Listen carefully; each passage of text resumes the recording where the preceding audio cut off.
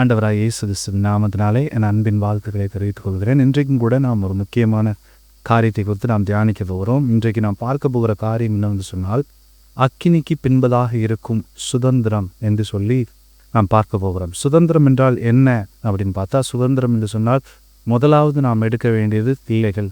என்னென்று சொன்னால், பிள்ளைகள் கர்த்தரால் வரும் சுதந்திரம் என்று சொல்லி வேத வசனத்தில் சொல்லப்பட்டிருக்கிறது. அடுத்து சுதந்திரம் என்று சொன்னால் நமக்கு தேவன் கொடுக்கிற உலக பிரகாரமான ஆசீர்வாதங்களை அது குறிக்கிறது. யோசுவா 17வது அதிகாரம் 3வது வசனம் 4வது வசனத்தில் நாம் வாசிக்கும் பொழுது, செலோப்பியாத்துக்கு பிறந்த குமாரத்திகள் அவர்கள் தங்களுடைய சுதந்திரத்தை அவர்கள் கேட்டு பெற்றுக்கொள்வதை நாம் பார்க்க முடியும். ஏன் அக்கினிக்கு பின்பதாக இந்த சுதந்திரம் இருக்கிறது என்று சொன்னால், சங்கீதம் 66வது சங்கீதம் அதனுடைய 10வது வசனத்திலிருந்து நான் வாசிக்கிறேன், நீங்கள் கேளுங்க. தேவனே, எங்களை சோதித்தீர், வெள்ளியை புடமிடுகிறது போல எங்களை புடமிட்டீர், எங்களை வலையிலே அகப்படுத்தி எங்கள் இடுப்புகளின் மேல் வருத்தமான பாரத்தை ஏற்றினீர், மனுஷரை எங்கள் தலையின் மேல் ஏறி போக பண்ணினீர், தீயையும் தண்ணீரையும் கடந்து வந்தோம், செழிப்பான இடத்திலே எங்களை கொண்டு வந்து விட்டீர் என்று சொல்லப்பட்டிருக்கிறது. செழிப்பான இடத்துல கொண்டு வந்து விடுவதற்கு எவ்வளோ ப்ராசஸ் இருக்குது அப்படின்னு பாருங்க. முதலாவது, தேவனே எங்களை சோதிக்கிறார். வெள்ளியை புடமிடுகிறது போல எங்களை புடமிட்டீர், எங்களை வலையில் அகப்படுத்தினீர் அப்படின்னு சொல்லப்பட்டிருக்கிறது. எங்கள் இடுப்புகளின் மேல் வருத்தமான பாரத்தை ஏற்றினீர் என்று சொல்லப்பட்டிருக்கிறது. மனுஷரை எங்கள் தலையின் மேல் ஏறி போக பண்ணினீர், தீயையும் தண்ணீரையும் கடந்து வந்தோம், அதுக்கப்புறம் தான் செழிப்பான இடத்தில் எங்களை கொண்டு வந்து விட்டீர் என்று சொல்லி வேதவசனம் சொல்லப்பட்டிருக்கிறது. ஸ்தோத்திரம். தேவனுடைய சுதந்திரத்தை பெற்றுக்கொள்வது என்பது சாதாரண விஷயம் கிடையாது. தேவன் இந்த உலகத்தில் நமக்கு கொடுத்திருக்கிற சுதந்திரத்தை நாம் பெற்றுக்கொள்வது என்பது அது ஒரு சாதாரண விஷயம் கிடையாது. இஸ்ரவேல் ஜனங்கள் தங்களுடைய சுதந்திரத்தை பெற்றுக்கொள்வதற்கு அவர்கள் 40 வருஷம் அவர்கள் காத்திருக்க வேண்டியதாக இருந்தது. கானான் தேசம், அது பாலும் தேனும் ஓடுகிற தேசம். அக்கினிக்கு பின்பதாக தான் அவருடைய சுதந்திரம்.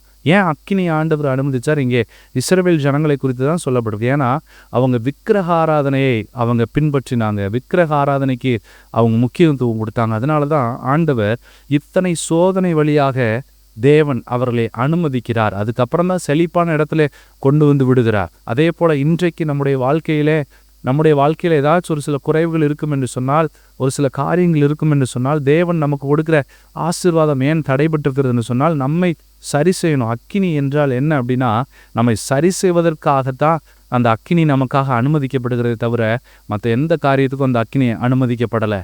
அதனால் நம்ம என்ன பண்ணணும் அப்படின்னா, நம்மளை சரி செய்யணும். இஸ்ரவேல் ஜனங்கள் தாங்கள் சரியாகிறதுக்கு ஒரு 40 வருஷம், அந்த கானான் தேசத்தை தொடுவதற்கு 40 வருஷம் ஆயிடுச்சு. ஸ்தோத்திரம். கர்த்தருடைய நாமம் மகிமைப்படுவதாக.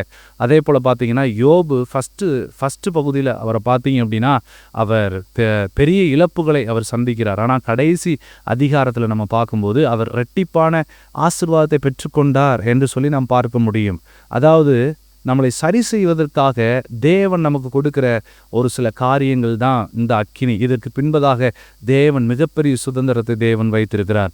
உங்களுக்கு எனக்கும் ஆண்டவர் வச்சிருக்கிறார். யோபுனுடைய வாழ்க்கையில் முதல் பகுதி மோசமாய் காணப்பட்டால், ஆனால் 2வது பகுதி அவர் இரட்டிப்பான நன்மையை அவர் பெற்றுக்கொண்டார். இன்றைக்கும் கூட நாம் தேவ சமூகத்தில் நமக்குரிய சுதந்திரத்தை நாம் கேட்கும்போது நிச்சயமாகவே தேவன் நம்முடைய சுதந்திரத்தை அவர் தருகிறவராக இருக்கிறார். நாம் சரி செய்ய வேண்டிய காரியங்களை சரி செய்தால், ஒரு சில இன்னைக்கு நம்ம ஒரு சில காரியங்களை நம்ம அனுபவிச்சு கொண்டிருக்கலாம், ஒரு சில அக்கினி பரீட்சைகளை போல நம்ம அனுபவிச்சு கொண்டிருக்கலாம். அவைகளெல்லாம் அழிவை நோக்கி அல்ல, நம்முடைய சுதந்திரத்தை பெற்றுக்கொள்ளும்படியாக தேவன் வைத்த வழிகள் என்பதை நாம் புரிந்து கொள்ள வேண்டும்.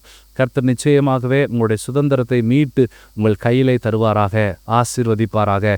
நாம் ஜெபிப்போமா? அன்பு தேவனே, எங்கள் அப்பா பிதாவே, இந்த ஆசீர்வதிக்கப்பட்ட வேலைக்காக ஜெபிக்கிற ஆண்டவரே, தேவரீர் எங்களுடைய சுதந்திரத்தை காப்பாற்றுகிறீர் என்று வேதவசனம் சொல்லுகிறதப்பா. இதை பார்த்து கொண்டிருக்கிற ஒவ்வொருவருக்கும் உடைய சுதந்திரத்தை தேவன் கொடுக்கும்படியாக ஜெபிக்கிறோம். எங்களுக்காக தேவனை நியமித்திருக்கிற சுதந்திரத்தை ஆண்டவரே ஸ்தோத்திரம், இந்த வேலையில் எங்களுக்கு மீட்டு கொடுக்கும்படியாக ஜெபிக்கிறோமப்பா. எங்கள் கையில் தாங்கப்பா. நாங்கள் சரி செய்ய வேண்டிய காரியங்களை நாங்கள் சரி செய்ய பரிசுத்த ஆவியானவர்களுக்கு கிருபை தரும்படியாக ஜெபிக்கிறோம். ஆண்டவரே, எங்களை ஆசீர்வதிங்க, பலப்படுத்துங்க. உங்களுடைய கிருபைக்குள்ளாக ஒப்பு கொடுத்து ஜெபிக்கிறோம். இயேசுவின் நாமத்தில் ஜெபிக்கிறோம் எங்கள் ஜீவனுள்ள தூய பிதாவே. ஆமேன், ஆமேன். கர்த்தர் தாமே உங்களை ஆசீர்வதிப்பாராக. நிச்சயமாகவே கர்த்தர் உங்களுக்கு சுதந்திரத்தை அவர் தருவார். காத்திருங்கள், பெரிய காரியங்களை தேவன் செய்வாராக. ஆமேன். ஸ்தோத்திரம்.